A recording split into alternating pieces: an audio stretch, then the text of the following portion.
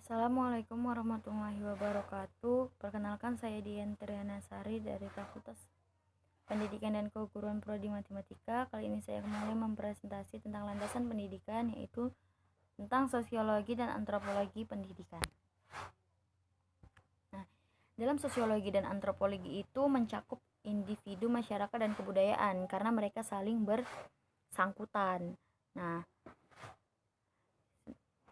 individu adalah manusia perseorangan yang memiliki karakteristik sebagai kesatuan yang tidak dapat dibagi, memiliki perbedaan dengan yang lainnya sehingga bersifat unik, serta bebas mengambil keputusan atau tindakan atas pemilihan dan tanggung jawab sendiri.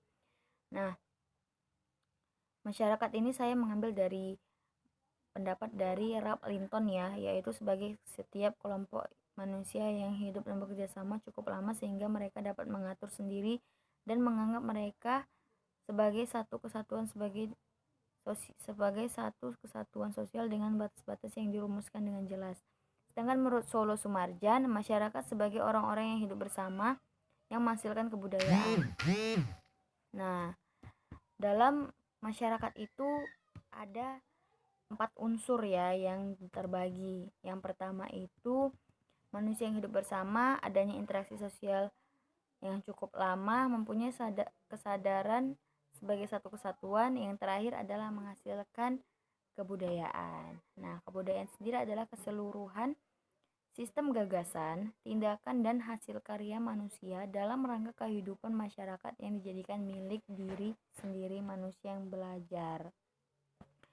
Itu saya ambil dari Konjeningrat. Nah, dalam kebudayaan ini ada 3 jenis wujud dari kebudayaan, yaitu yang pertama adalah sebagai satu kompleks dari ide-ide, gagasan-gagasan, nilai-nilai, norma-norma, peraturan-peraturan, dan sebagainya. Yang kedua, sebagai suatu kompleks aktivitas kelakuan berpola dari manusia dalam masyarakat. Yang ketiga, sebagai benda-benda hasil karya manusia. Antara individu, masyarakat, dan kebudayaan ini tidak dapat dipisahkan ya, karena hal ini sebagaimana kita maklumi bahwa setiap individu hidup bermasyarakat dan berbudaya. Adapun masyarakat itu terbentuk dari individu. Maka yang saya katakan tadi bahwasannya karena sosiologi dan antropologi itu kan saling berhubungan. Nah, sosiologi dan antropologi ini mencakup dari individu, masyarakat, dan kebudayaan. Karena masyarakat itu terbentuk dari individu dan setiap masyarakat harus bergabung dengan kebudayaan karena setiap daerah memiliki adat istiadat dan kebudayaan yang berbeda-beda. Nah, kemudian pendidikan, sosialisasi, dan enkulturasi individu. Dalam proses sosialisasi dan enkulturasi, setiap individu sesuai dengan statusnya dituntut untuk belajar tentang berbagai peranan dalam konteks kebudayaan masyarakat sehingga mereka mampu hidup bermasyarakat dan berbudaya. Kemudian masyarakat sosialisasi dan enkulturasi merupakan fungsi masyarakat dalam rangka mengantarkan setiap individu ke dalam kehidupan bermasyarakat dan berbudaya. Nah, sedangkan enkulturasi adalah proses individu belajar cara berpikir dan bertindak. Nah, kalau di sini itu antropologi itu identik dengan enkulturasi dan sosiologi itu identik dengan sosialisasi. Nah, kalau dalam kehidupan real, kebudayaan itu menentukan arah dan cara sosialisasi yang dilaksanakan oleh masyarakat. Nah, kita ini dalam antropologi itu kita dituntut untuk bagaimana cara kita untuk berpikir. Nah, kemudian setelah kita berpikir, merencanakan apa yang akan kita lakukan, kita terjun pada sosiologi untuk bersosialisasi atau bertindak apa yang akan kita lakukan selanjutnya. Namun harus tetap berada dalam kebudayaan karena kebudayaanlah yang menentukan arah dan cara kita untuk melakukan sosialisasi. Pendidikan sebagai peranata sosial. Peranata sosial adalah perilaku terpola yang digunakan oleh suatu masyarakat untuk memenuhi kebutuhan dasarnya. Peranata pendidikan merupakan salah satu peranata sosial dalam proses sosialisasi atau enkulturasi untuk mengantarkan individu ke dalam kehidupan masyarakat berbudaya serta menjaga kelangsungan eksistensinya. Kebutuhan dasarnya itu adalah pendidikan ya, contohnya itu pendidikan, karena pendidikan adalah hal pokok utama yang harus kita penuhi. Nah, sosialisasi dan enkulturasi itulah yang akan membantu kita bagaimana cara kita menerapkan dan memanfaatkan pendidikan yang telah kita dapatkan. Nah, ini tadi ya 3 jenis wujud kebudayaan yang saya bilang tadi. Nah, pendidikan itu ada 3 jenis. Pendidikan formal, informal, dan non formal. Nah, kalau pendidikan formal itu pendidikan yang diselenggarakan oleh sekolah pada umumnya. Nah, pendidikan jalur formal merupakan bagian dari pendidikan nasional yang bertujuan untuk membentuk karakter manusia seutuhnya. Nah, kalau pendidikan formal itu biasanya dimulai dari SD ya, SMP, SMA, kemudian baru mahasiswa.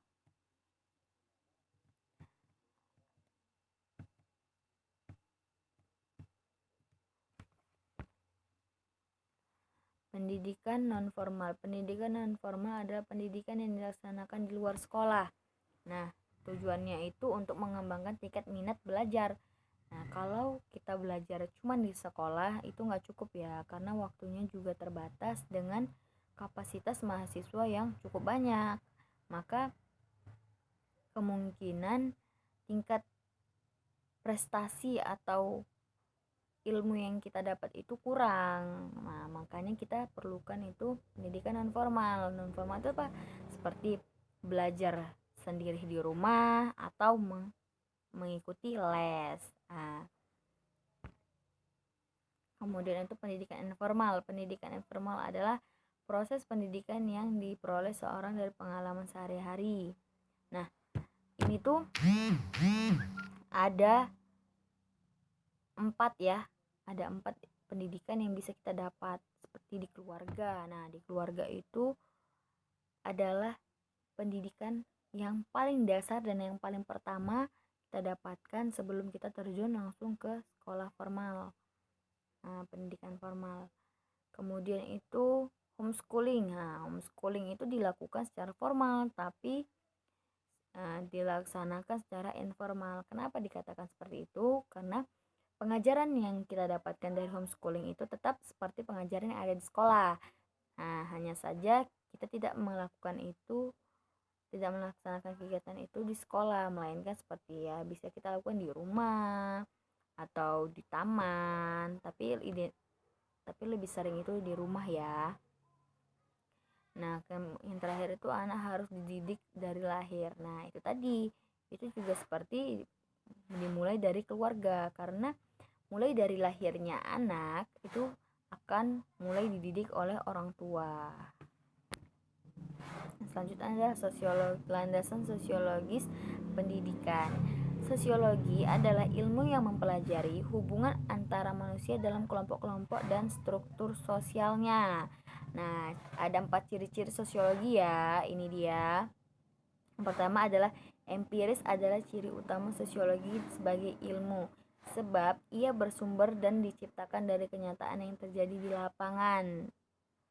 Yang kedua, teoritis, adalah peningkatan fase penciptaan tadi yang menjadi salah satu bentuk budaya yang bisa disimpan dalam waktu lama dan dapat diwariskan kepada generasi muda. Nah, ini tuh contoh kayak tarian ya, contoh kecilnya itu tarian. Tarian itu kan merupakan sesuatu yang diciptakan ya, yang diciptakan oleh manusia menurut budaya dan adat istiadatnya. Nah, dia itu dapat disimpan dalam waktu lama, kemudian bisa diwariskan pada generasi ke generasi. Kemudian adalah Yang ketiga adalah kumulatif, sebagai akibat dari penciptaan terus-menerus sebagai konsekuensi dari terjadinya perubahan di masyarakat yang membuat teori-teori itu akan berkumulasi mengarah pada teori yang lebih baik. Yang terakhir, nonites, karena teori itu menceritakan apa adanya tentang masyarakat beserta individu-individu di dalamnya, tidak menilai apakah hal itu baik atau buruk. Landasan sosiologis. Nah, pada landasan sosiologis itu kita sebagai manusia hidup berkelompok ya. Nah, sebagai dalam kehidupan berkelompok bukan hanya manusia tapi juga hewan. Hewan juga hidup berkelompok. Nah, pada hewan hidup berkelompok memiliki ciri-ciri sebagai berikut. Yang pertama ada pembagian kerja yang tetap pada anggotanya. Nah, seperti semut ya, semut kalau mau membuat sarang itu mereka berbagi tugas ya. Nah, kemudian ada keberuntungan antara anggotanya. Nah, anggota yang saling diuntungkan itu apa? Pekerjaan mereka menjadi ringan, beban yang harusnya ditanggung sendiri itu karena dibagi menjadi ya menjadi tidak terasa terlalu berat ya dan menjadi cepat selesai. Nah, ada kerjasama antar anggota. Nah, itu tadi setiap setiap makhluk hidup itu jika hidupnya sudah berkelompok maka kerjasama itu akan selalu dilakukan. Nah, gitu. Nah, ada komunikasi antar anggotanya. Nah, komunikasi itu sangat penting ya dan pasti akan dilakukan oleh makhluk hidup. Ya, seperti kita lah. Kita pasti harus berkomunikasi karena komunikasi itu adalah penting. Adanya diskriminasi antara individu yang hidup dalam satu kelompok dengan individu yang di dalam kelompok lainnya. Selanjutnya, ruang lingkup yang dipelajari sosiologi pendidikan meliputi 4 bidang. Yang pertama, hubungan sistem pendidikan dengan aspek masyarakat antara lain, fungsi pendidikan ke dalam kebudayaan, hubungan sistem pendidikan dan proses kontrol sosial dan sistem kekuasaan, fungsi sistem pendidikan dan memelihara pendidikan dan mendorong proses sosial dan kebudayaan, hubungan pendidikan dengan kelas sosial atau sistem status, fungsionalisasi sistem pendidikan formal dalam kelompok dan masyarakat, hubungan kemanusiaan. Nah, yang kedua, hubungan kemanusiaan di sekolah. Sifat kebudayaan sekolah khususnya yang berada dengan kebudayaan di luar sekolah, pola interaksi sosial atau struktur masyarakat sekolah. Nah, yang ketiga, pengaruh sekolah pada perilaku anggotanya, peran sosial guru. Nah, guru ini merupakan hal yang penting ya, karena gurulah yang mengajar siswa dan yang mendidik siswa. Nah, maka guru harus selalu melakukan sosialisasi kepada peserta didik seperti mendekatkan diri, banyak bercerita dan sharing. Nah, selanjutnya sifat kepribadian guru.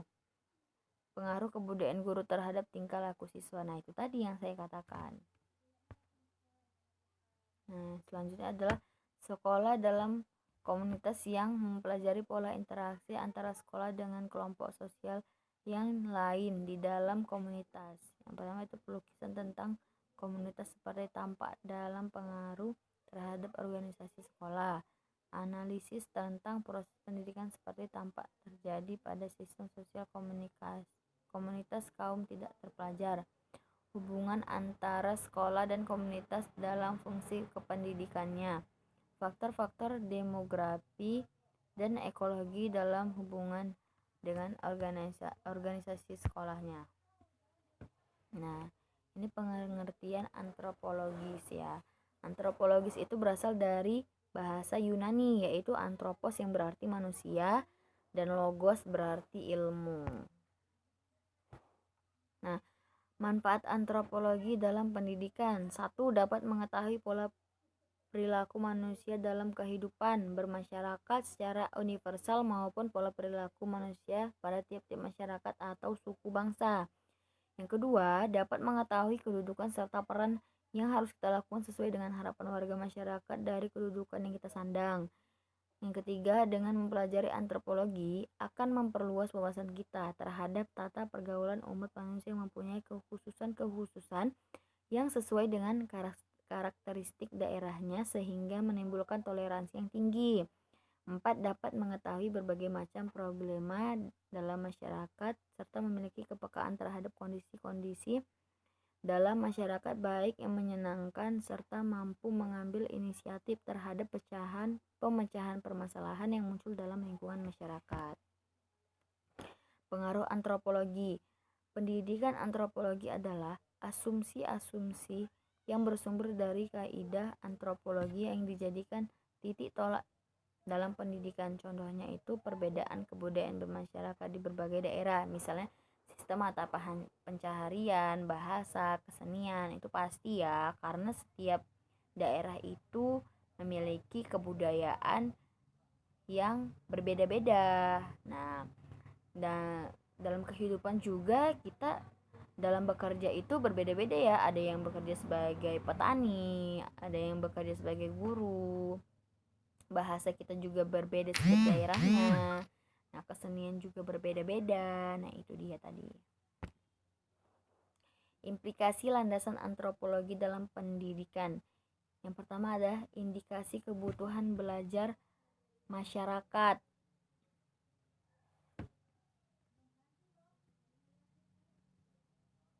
Yang kedua adalah keterlibatan partisipasi masyarakat. Yang ketiga adalah pemberian pendidikan kecakapan hidup. Nah, indikasi kebutuhan belajar masyarakat ini bersumber dari informasi masyarakat sekitar. Masyarakat tersebut terdiri dari tokoh masyarakat baik secara formal maupun informal. Nah, seperti tokoh agama, perwakilan masyarakat kelas bawah. Hal ini bertujuan untuk memperoleh informasi dan data yang dijadikan bahan pengembangan kurikulum. Yang kedua itu ada keterlibatan partisipasi masyarakat.